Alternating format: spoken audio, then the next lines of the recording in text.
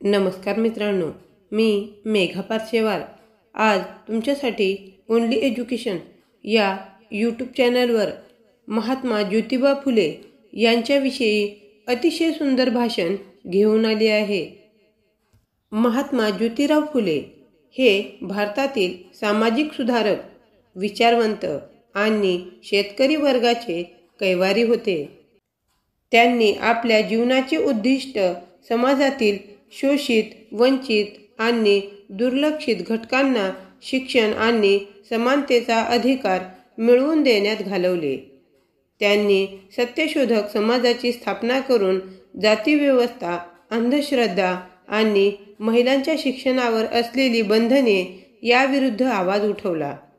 महात्मा फुले यांनी त्यांच्या पत्नी सावित्रीबाई फुले यांच्यासह 1848 साली पुण्यामध्ये पहिली मुलींची शाळा सुरू केली, ज्यामुळे महिलांच्या शिक्षणाचा पाया घातला गेला। त्यांच्या क्रांतिकारी विचारांमुळे त्यांना केवळ महाराष्ट्रातच नव्हे तर संपूर्ण देशात आदराने पाहिले जाते। महात्मा फुले यांच्या पुण्यतिथीनिमित्त आपण त्यांचे कार्य आणि विचारांचे स्मरण करतो। त्यांच्या समाज सुधारणांच्या कार्यात आपण समानता, बंधुता आणि शिक्षणाचे महत्त्व जाणले। आज आपण प्रगत भारतात राहत असलो तरीही महात्मा फुले यांनी दाखवलेल्या मार्गावर चालण्याची आवश्यकता आहे। त्यांच्या विचारांना अनुसरून आपण जातीयता, लैंगिक असमानता आणि अंधश्रद्धा या समाजातील दोषांना दूर करण्यासाठी प्रयत्न करायला हवे आणि समाज सुधारण्यासाठी योगदान देऊ, हीच त्यांना खरी आदरांजली ठरेल।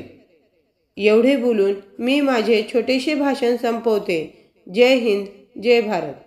मित्रांनो, असेच नवनवीन आणि सुंदर एज्युकेशनल व्हिडिओज पाहण्यासाठी आमच्या चॅनलला सबस्क्राईब नक्कीच करा।